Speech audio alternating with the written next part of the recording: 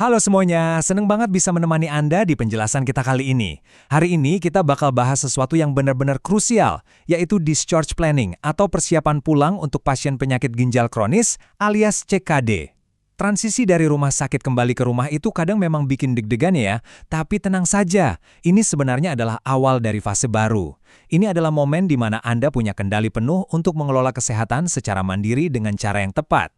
Biar tidak bingung, panduan ini memecah perawatan di rumah jadi 6 pilar yang gampang banget diikuti. Diet sebagai obat harian, kepatuhan obat, perawatan akses cuci darah, pantau kondisi mandiri, kapan harus ke IGD, dan pastinya dukungan keluarga.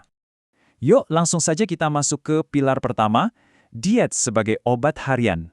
Ini bisa dibilang pilar yang paling menentukan. Kenapa? Karena mulai detik ini, mindset kita tentang makanan itu harus berubah total. Coba perhatikan kutipan ini. Pola makan adalah obat harian. Makanan bukan lagi cuma soal memanjakan lidah, tapi tameng pelindung ginjal. Setiap gigitan yang masuk itu fungsinya untuk mengurangi beban kerja ginjal agar kondisinya tidak makin drop. Nah, kuncinya ada di 4 batasan ini. Pertama, batasan cairan. Ini biasanya dihitung dari total urin 24 jam ditambah 500 ml, apalagi kalau tubuh lagi bengkak. Kedua, rendah protein. Ini untuk mencegah penumpukan ureum. Tapi catat ya, kecuali kalau pasien sudah rutin cuci darah. Aturannya justru kebalikannya. Ketiga, rendah kalium. Artinya buah-buahan seperti pisang, alpukat, apalagi durian, wah itu harus ditahan dulu supaya irama jantung tidak terganggu. Dan keempat, rendah natrium alias garam. Maksimal banget cuma 1 sendok teh per hari loh. Ini super penting untuk mengontrol tensi dan bengkak. Lanjut ke pilar kedua, kepatuhan dan bahaya obat, mengelola jadwal. Mengurus jadwal obat ginjal itu memang lumayan kompleks dan butuh disiplin tingkat tinggi. Ada 3 kelompok obat utama nih. Yang paling penting itu pengikat fosfat. Aturan emasnya, obat ini benar-benar wajib diminum pas Anda lagi makan. Kenapa sih harus barengan? Karena fungsinya itu mengikat fosfat langsung dari makanan di lambung kita. Kalau diminum sebelum atau sesudah makan, ya percuma, dia tidak akan bekerja secara efektif. Terus, ada juga obat tensi yang tidak boleh bolong, dan suntikan EPO yang sudah dijadwalkan untuk mengatasi anemia. Sebelum lanjut, Anda wajib tahu satu istilah medis ini, nefrotoksik. Artinya, zat yang benar-benar beracun dan merusak ginjal. Saya mau ngasih warning keras nih di sini. Jangan pernah sembarangan minum obat anti nyeri golongan NSAID kayak asam efenamat, ibuprofen, atau diklofenak.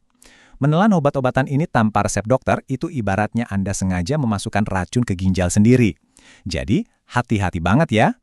Pilar ketiga, perawatan akses cuci darah, menjaga garis kehidupan. Buat yang udah rutin cuci darah, akses di tubuh Anda ini bukan sekedar jalur medis biasa loh. Ini benar-benar garis kehidupan yang rapuh banget. Kalau Anda pakai AV fistula atau Cimino, misalnya di lengan kiri, aturan mutlaknya jangan pernah ukur tensi atau ambil darah di lengan itu. Tidak boleh pakai jam tangan ketat dan Anda harus ngecek getarannya atau thrill setiap hari.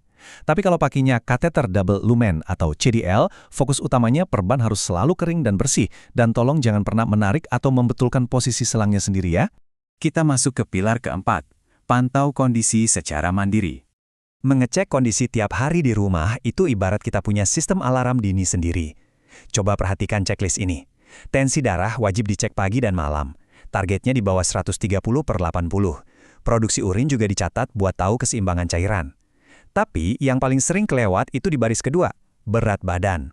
Kalau Anda nimbang tiap pagi sebelum makan, terus tiba-tiba berat badan naik drastis, lebih dari 1 kilo cuma dalam sehari, itu alarm bahaya. Itu indikasi kuat cairan di tubuh lagi menumpuk parah, bukan sekedar bertambah gemuk biasa. Pilar kelima, kapan harus ke IGD? Sinyal peringatan darurat. Oke, sekarang kita harus sedikit lebih serius. Merawat di rumah itu emang bagus, tapi kita juga harus tahu pasti kapan perawatan mandiri itu sudah tidak mempan.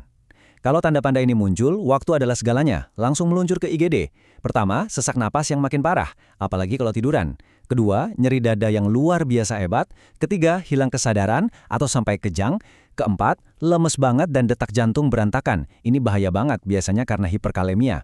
Dan kelima, kalau kencingnya berdarah atau malah berhenti sama sekali. Jangan pernah menunda kalau melihat salah satu dari ini. Pilar terakhir, yang keenam, dukungan keluarga sangat krusial. Hadapi saja. Hidup dengan kondisi kronis ini menuntut kita secara fisik dan mental. Dan secara teknis, mematuhi jadwal kontrol rutin itu harga mati. Memastikan pasien balik lagi ke rumah sakit untuk cek lab berkala kayak ureum, kreatinin, elektrolit, dan hadir di janji temu spesialis nefrologi itu adalah kunci utama untuk memenangkan pertempuran jangka panjang ini. Terakhir nih, khusus buat para keluarga dan pendamping.